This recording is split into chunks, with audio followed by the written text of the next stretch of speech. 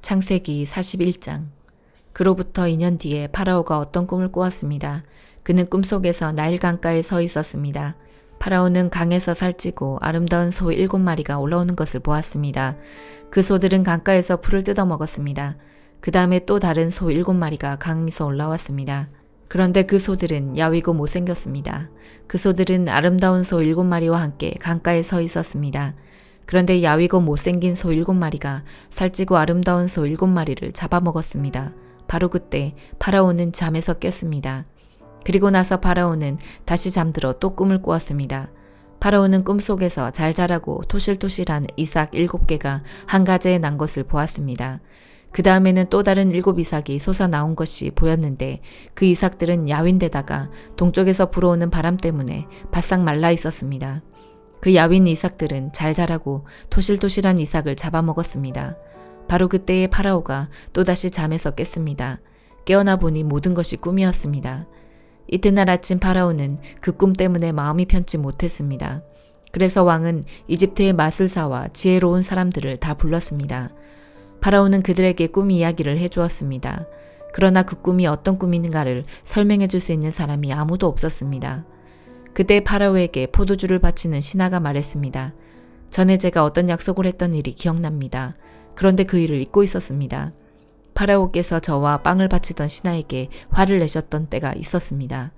그때 파라오께서는 저희를 경호대 대장의 감옥에 가두셨습니다. 그 감옥에서 우리 두 사람은 같은 날 밤 각기 다른 꿈을 꾸었습니다. 그때 어떤 젊은 히브리 사람이 우리가 있던 감옥에 있었습니다. 그 사람은 경호대 대장의 종이었습니다. 그 사람에게 우리의 꿈 이야기를 해주었더니 그 사람은 우리의 꿈이 무슨 꿈인가를 설명해 주었습니다. 그런데 모든 일이 그 사람이 말한 그대로 되었습니다. 저는 제 옛날 자리를 되찾았고 빵을 바치던 신하는 장대에 달려 처형되었습니다. 파라오는 사람을 보내어 요셉을 불렀습니다. 사람들은 서둘러서 요셉을 감옥에서 풀어주었습니다. 요셉은 수염을 깎고 깨끗한 옷을 입은 뒤에 파라오 앞에 나아갔습니다. 파라오가 요셉에게 말했습니다. 내가 꿈을 꾸었는데 그 꿈이 어떤 꿈인지를 설명해 줄 사람이 없다. 그런데 너는 꿈 이야기를 들으면 그 꿈을 해몽할 수 있다는 말을 들었다. 요셉이 파라오에게 대답했습니다. 저는 꿈을 해몽할 능력이 없습니다. 하나님께서 왕을 위해 해몽해 주실 것입니다. 파라오가 요셉에게 말했습니다. 꿈에서 나는 나일 강가에 서 있었는데 거기서 살찌고 아름다운 소 7마리를 보았다. 그 소들은 강에서 나와 풀을 뜯어 먹었다. 그런데 또 강에서 다른 소 7마리가 나오는 것이 보였다. 그 소들은 야위고 마르고 못생겼다. 이제껏 내가 이집트에 온 땅에서 보아온 소 중에서 가장 못생긴 소였다. 이 야위고 못생긴 소들이 먼저 나온 살찐 7마리 소를 잡아먹었다. 그런데 이 야윈 소 7마리는 살찐 소 7마리를 잡아먹었으면서도 처음과 똑같이 마르고 못생겨 보였다. 그때 나는 잠이 깼다. 나는 또 다른 꿈을 꾸었다. 어떤 한 가지에 잘 자라고 토실토실한 이삭 7개가 나와 있는 것을 보았다. 그런 다음에 다른 7 이삭이 또 솟아나왔는데 그 이삭들은 야위고 말랐다. 그 이삭들은 동쪽에서 불어오는 뜨거운 바람 때문에 바싹 말라 있었다. 그런데 야윈 이삭들이 살찐 이삭들을 잡아먹었다. 나는 이 꿈을 마술사들에게 이야기해 주었지만 아무도 그 꿈이 무슨 꿈인지를 설명해 주지 못했다. 그때 요셉이 파라오에게 말했습니다. 이 두 꿈의 뜻은 똑같습니다. 하나님께서 앞으로 일어날 일을 파라오께 미리 보여주신 것입니다. 좋은 소 7마리는 7년을 뜻합니다. 또 좋은 이삭 7개도 7년을 뜻합니다. 두 꿈은 똑같은 것을 뜻합니다. 마르고 못생긴 7소는 7년을 뜻합니다. 또 동쪽에서 불어오는 뜨거운 바람에 바싹 마른 7 이삭도 7년 동안 가뭄이 있을 것을 뜻합니다. 이 일은 제가 말씀드린 대로 일어날 것입니다. 하나님께서는 앞으로 일어날 일을 파라오께 미리 보여주셨습니다. 이집트에 온 땅에는 7년 동안 큰 풍년이 들 것입니다. 그러나 그 7년이 지나면 7년 동안 가뭄이 들 것입니다.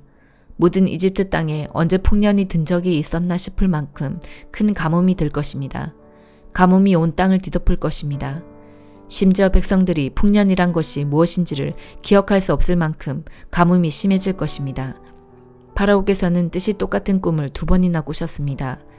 그것은 하나님께서 이 일을 이루시기로 굳게 작정하셨기 때문입니다. 더구나 하나님께서는 이 일을 곧 이루실 것입니다. 그러니 파라오께서는 매우 지혜롭고 현명한 사람을 뽑으셔서 그 사람에게 이집트 땅을 맡기십시오. 그리고 모든 이집트 땅에 관리들을 세우셔서 풍년이 드는 동안 이집트 땅에서 나는 식물의 5분의 1을 거두어 들이십시오. 그 관리들은 앞으로 있을 풍년 기간 동안 생산될 모든 식물을 거두어 들여야 합니다. 그들은 왕의 권위에 힘입어 곡물을 성마다 쌓아두고 지켜야 합니다. 나중을 위해 그 식물을 저장해 두어야 합니다. 그 식물은 이집트 땅에 닥쳐올 7년 동안의 가뭄 때 써야 할 것입니다. 그렇게 하면 7년 동안 가뭄이 들어도 이집트 백성은 죽지 않을 것입니다. 요셉의 말은 파라오가 듣기에 매우 훌륭한 의견이었습니다. 파라오의 모든 신하들도 같은 생각이었습니다.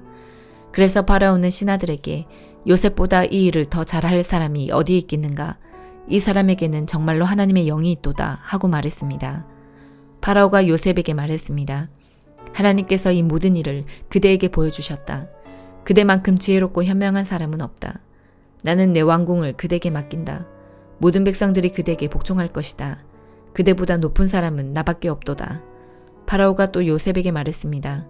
자, 내가 그대에게 모든 이집트 땅을 맡긴다.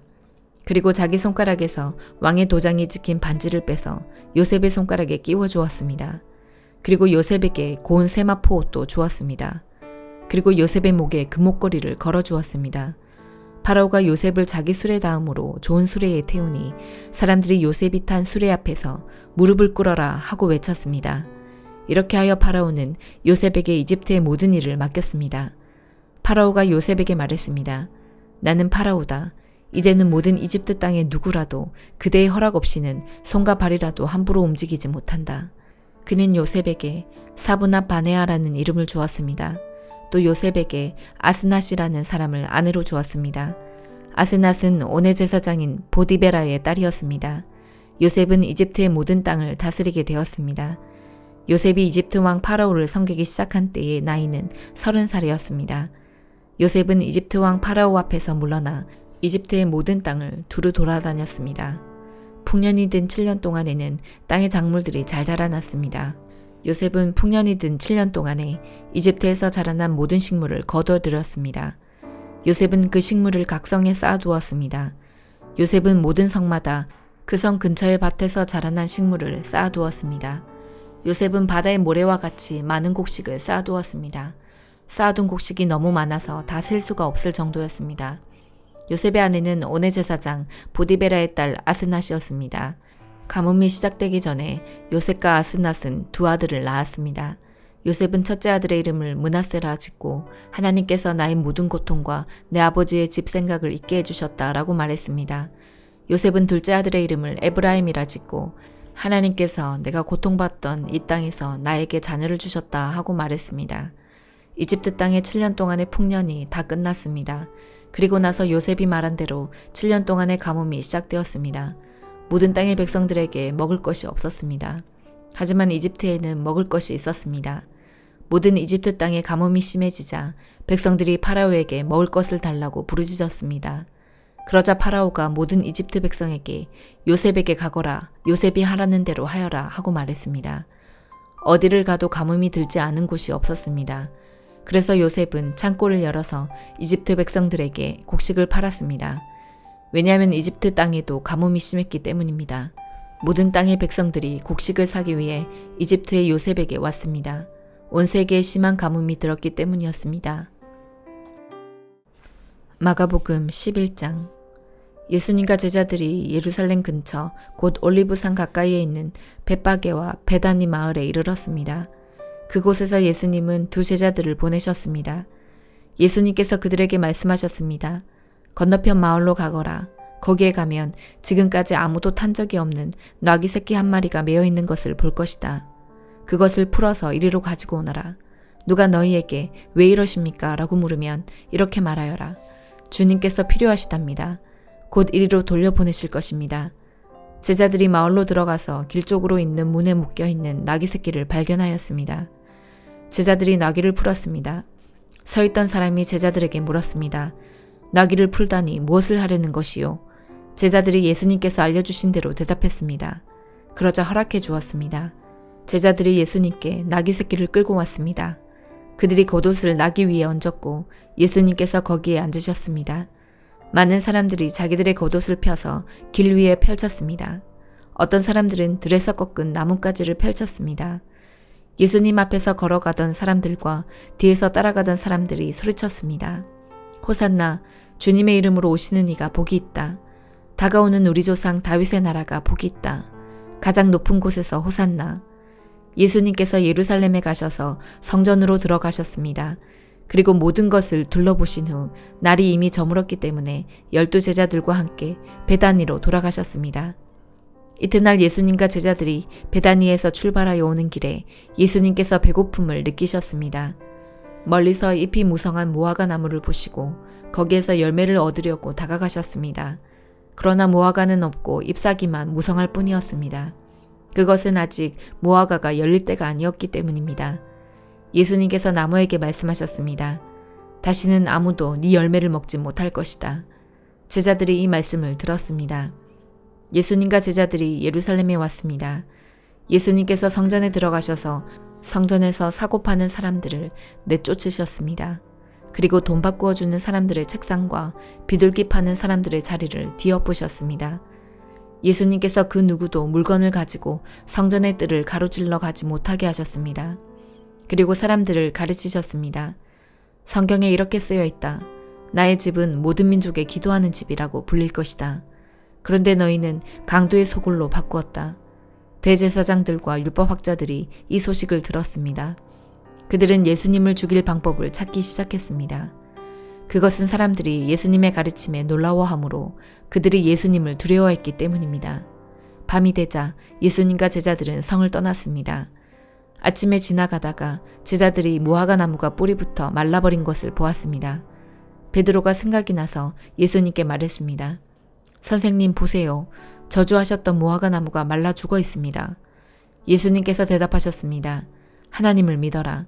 내가 너희에게 진정으로 말한다. 누구든지 이 산을 향하여 뽑혀서 바다에 던져져라 하고 말하고 마음속에 아무 의심 없이 말한 대로 될 줄 믿으면 그대로 이루어질 것이다. 그러므로 내가 너희에게 말한다. 너희가 기도하고 구한 모든 것은 받은 줄로 믿어라. 그러면 이루어질 것이다. 너희가 서서 기도할 때 다른 사람과 원수된 일이 있으면 그를 용서하여라. 그래야 하늘에 계신 너희 아버지께서도 너희의 죄를 용서하실 것이다. 예수님과 제자들이 다시 예루살렘으로 갔습니다. 예수님께서 성전에서 거니실 때 대제사장들과 율법학자들과 장로들이 예수님께 왔습니다. 그들이 예수님께 말했습니다. 당신이 무슨 권한으로 이런 일을 하는 것이요? 누가 당신에게 이런 권한을 주었소? 예수님께서 이들에게 대답하셨습니다. 내가 한 가지를 너희들에게 묻겠다. 만일 나에게 대답하면 내가 무슨 권한으로 이런 일을 하는지 말해주겠다. 요한의 침례가 하늘로부터 온 것이냐? 아니면 사람에게서 온 것이냐? 대답해 보아라. 그들이 자기들끼리 의논하였습니다. 만일 우리가 하늘로부터 왔다고 하면 그가 어째서 너희는 요한을 믿지 않았느냐 하고 말할 것이다. 그렇다고 사람에게서 왔다고 할 수도 없지 않은가? 이들은 백성들을 두려워했습니다. 그것은 모든 사람들이 진정으로 요한을 예언자로 생각하고 있었기 때문입니다. 그래서 예수님께 우리는 모르오 하고 대답했습니다. 예수님께서도 그러면 나도 너희에게 내가 무슨 권한으로 이런 일을 하는지 말하지 않겠다라고 말씀하셨습니다. 욥기 7장. 세상살이가 정말이지 쉽지 않아. 날마다 힘든 일을 해야 하지 않는가. 일꾼들은 빨리 하루 해가 져서 하루 일당 받기를 기대하지. 내가 사는 것이 그렇다네. 밤마다 견디기 어려워. 자리에 누울 때면 언제 일어나야 하지 하고 생각하네. 밤은 왜 그리 긴지.